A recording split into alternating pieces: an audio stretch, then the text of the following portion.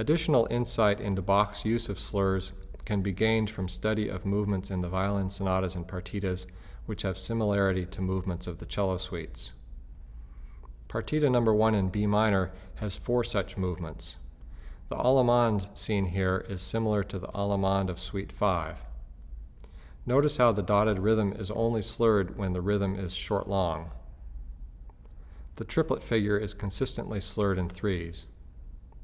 The long lines that appear at first to be slurs are actually the first ending at the repeat sign. In the second half of the allemande, more triplets can be seen slurred in threes. The following double number 1 slurs 2 and 2 on the beat, with a 3+1 bowing used for emphasis on the downbeat. The corrente of the first partita is similar to the courant of Suite 3. In this movement, we can observe a steady pattern of 3 slurred eighth notes on the downbeat of every other bar. This contrasts with some passages that have no slurs at all. In the second half of this corrente, Bach varies the slur placement in the measure, moving it to begin on the third note of the measure, following the pitch pattern of 3 ascending notes. Comparing this with the Anna Magdalena Bach copy, in these measures she was certainly not accurate. J.S. Bach's slurs are indicated in red. Johann Kellner did not copy this movement. In fact, he did not copy the entire first partita, so we cannot examine his accuracy at this point. At the end of this corrente, the slur across the bar line is unusual for Bach, but in this case is part of a 2-measure long pattern. Anna Magdalena Bach accurately copied the bowing for the first of these 2 spots, but missed again on the second one. The following double number 2 is similar to the courant of Suite 2.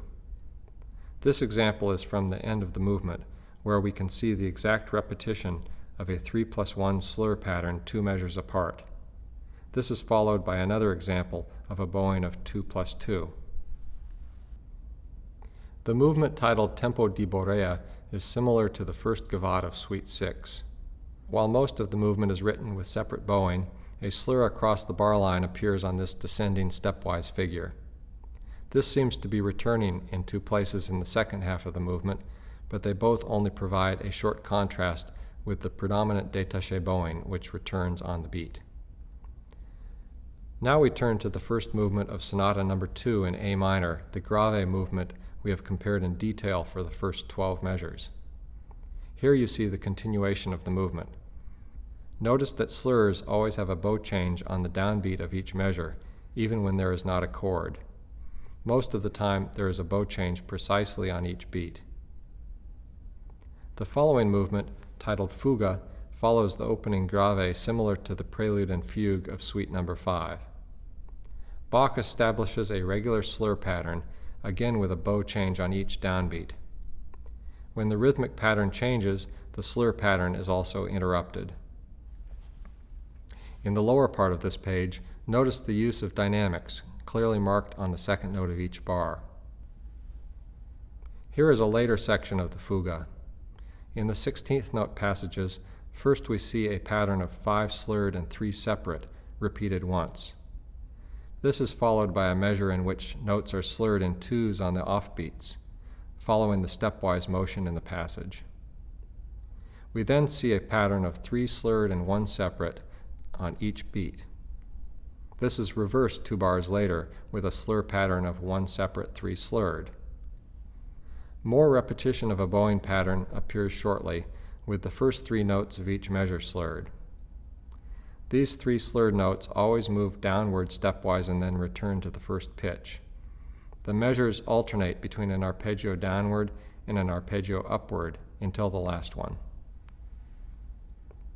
In partita number 2 in D minor, the corrente has similarities to the courant in the 4th suite. We first see a pattern of triplets slurred in 3s.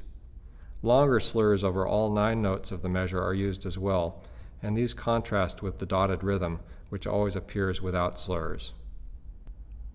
In the second half of the movement, a variation of this bowing indicates a separate bow on 1/8 note when the note does not move stepwise. The following sarabanda of the D minor partita might be compared with a saraband of Suite 3. One bowing used by J.S. Bach pairs notes on offbeats, slurring the stepwise motion. Anna Magdalena Bach left off the second of these slurs. But Kellner's copy appears to be a conscious change as he moved all the bowings to start on the beat. J.S. Bach's slurs are indicated in red. Here you see the continuation of the jiga, already compared line by line for the first 18 measures. This movement has some similarity to the courant of the third suite. We see here the continuation of the bowing with 3 slurred and 3 separate.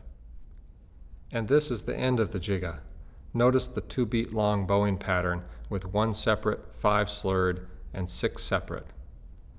In the second to last measure, a final variation on the position in the measure of the 3 slurred notes highlights the 3 notes that move stepwise.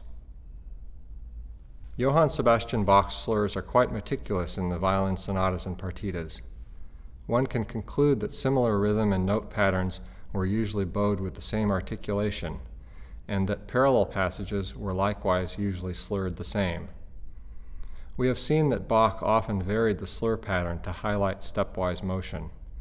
He rarely wrote slurs across the bar line except in cases of a 2-measure long bowing pattern, and bow changes often emphasize each beat. These are examples of the stylistic parameters one can observe in the sonatas and partitas.